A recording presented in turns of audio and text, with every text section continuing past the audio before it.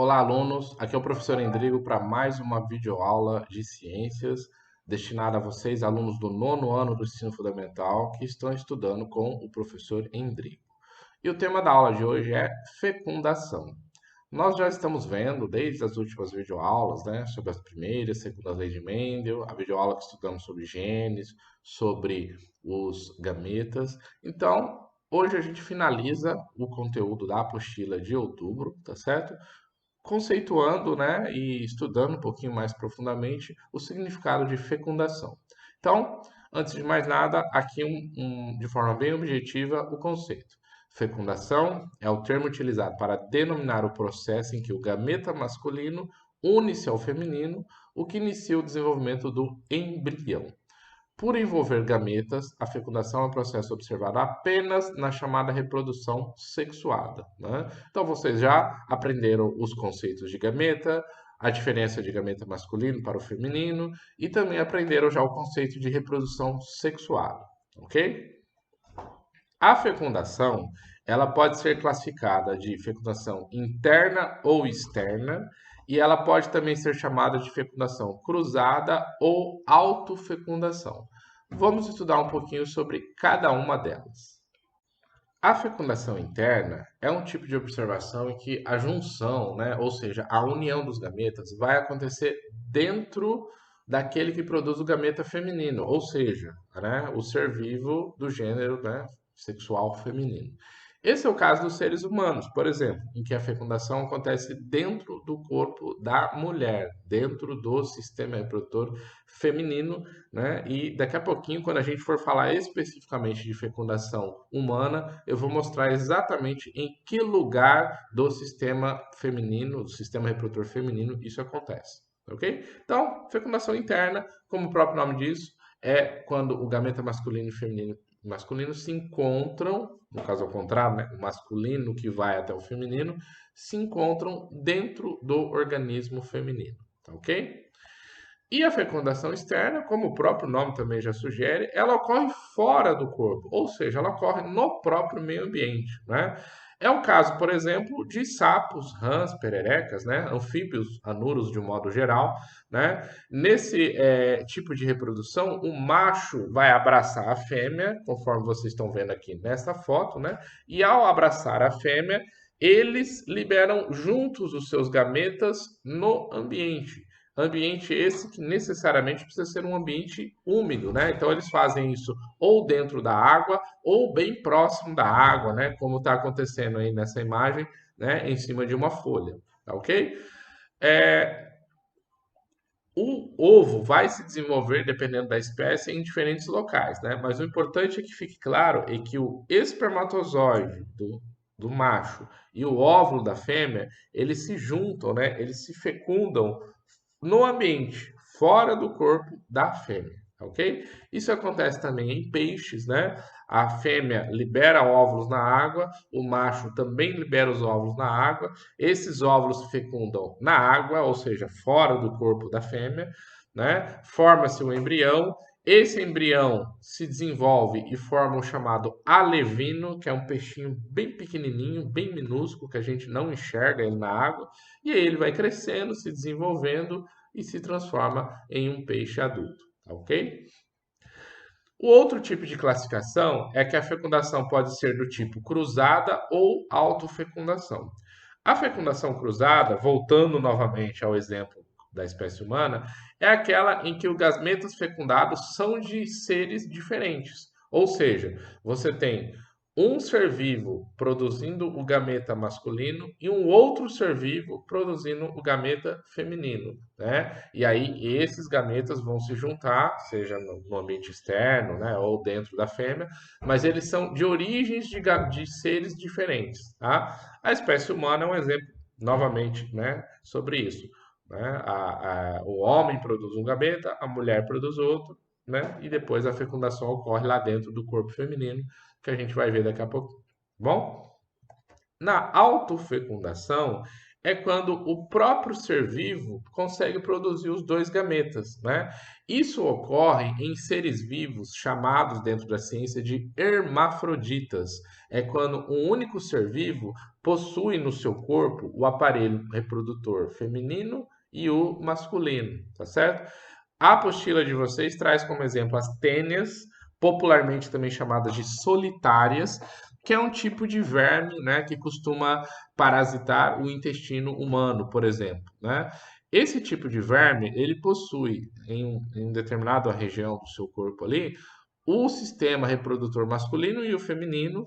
Eles produzem, portanto, gametas masculinos e femininos que são capazes de se fecundarem, ou seja, a tênia proporciona, né, realiza autofecundação, e dessa fecundação, né, são produzidos ovinhos contendo embriões, e esses ovinhos vão sendo liberados ali no intestino do ser vivo que ela estiver parasitando, né, que pode ser o ser humano.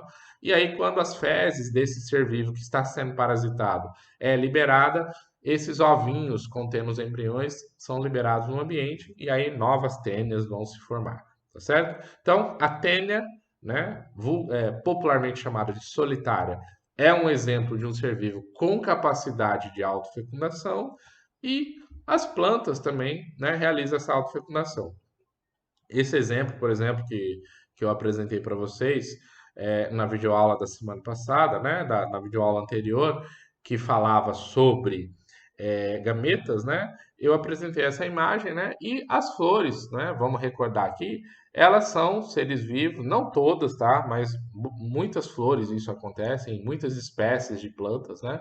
Então vejam aqui, no centro nós temos um sistema reprodutor feminino, e aqui ao redor nós temos essas estruturas chamadas de anteras, que são os sistemas reprodutores, é o sistema reprodutor masculino. Vejam que está na mesma flor, portanto, está em um mesmo ser vivo os dois tipos de sistemas, masculino e feminino. Se acontecer, por exemplo, de uma abelhinha ou de uma borboleta pousar aqui no estigma, a patinha dela pode se sujar de grão de pólen, e aí se ela pula para cá, ela carrega o grão de pólen aqui para a antera, o grão de pólen libera o gameta masculino que vai descer, e chegando aqui no óvulo, vai fecundar, vai formar um embrião e a gente vai ter uma semente se formando aqui nessa região da flor, tá? Vejam que o grão de pólen da própria flor fecundou ela mesma. Então, esse caso é uma autofecundação. Se o grão de pólen dessa flor for levada para a flor de outra planta, né, aí a gente vai estar falando de fecundação cruzada. Então, percebam que as plantas fazem tanto a autofecundação como também a fecundação cruzada, né? Nesses casos de flores hermafroditas, tá ok?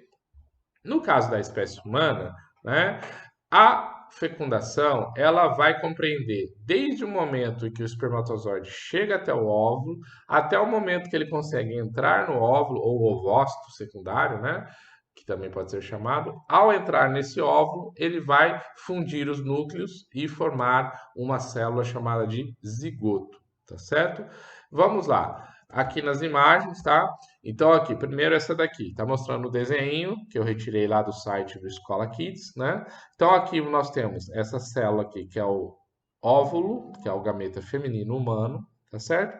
E o espermatozoide, que é o gameta masculino humano. Percebam que esse espermatozoide aqui, ele está conseguindo entrar, aí essa região aqui, né, da cabeça do espermatozoide, ela entra, o flagelo acaba ficando para fora, e ocorre a junção, né, com o núcleo dessa célula, formando um núcleo composto agora por material genético que estava no espermatozoide e material genético que estava neste óvulo, tá? Só relembrando, quando a gente estudou sobre gametas, quando a gente estudou sobre, né, genes e cromossomos, vocês aprenderam que a espécie humana possui 23 pares de cromossomos.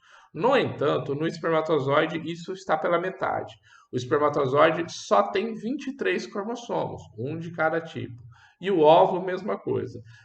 Ou seja, eles têm a metade dos cromossomos que é comum à espécie humana, né? E aí, depois que essa fecundação acontece, A primeira célula que se forma dessa fusão, ela chama-se zigoto, aí sim o zigoto vai ter novamente os mesmos 46 cromossomos, sendo 23 deles que eram do espermatozoide e 23 deles que eram do óvulo. Esse zigoto é o que formará todas as células daquele novo ser vivo, daquele bebezinho que vai se desenvolver pelas próximas 38 e 40 semanas a seguir, tá? Portanto, nós temos metade do DNA mas que veio do nosso pai, no espermatozoide do nosso pai biológico, e metade do DNA que estava no óvulo da nossa mãe biológica que foi fecundada, tá ok? Onde ocorre essa fecundação? Em um local chamado de ampola, que é esta região aqui da tuba uterina, né? Então vejam que o ovário, ele libera o óvulo, né? Esse óvulo fica por alguns dias aqui, esperando um possível espermatozoide. Se ocorrer relação sexual, o espermatozoide chegar até o óvulo, vai acontecer esse processo aqui da fecundação que eu acabei de explicar para vocês. Tá ok? Galerinha, essa videoaula ela foi gravada para vocês, alunos do nono ano do ensino fundamental, que estão estudando comigo, professor Endrigo, neste mês de outubro, seja utilizando a apostila impressa ou vocês que estão tendo também conexões através dos aplicativos de aula, tá certo? Aqui, abaixo dessa janelinha que vocês estão vendo, vai estar aparecendo um botão de inscrição. Se inscreva no meu canal, tá ok? Dê uma força aí. E muito obrigado pela presença de vocês nessa videoaula e até a próxima. Tchau, tchau, pessoal!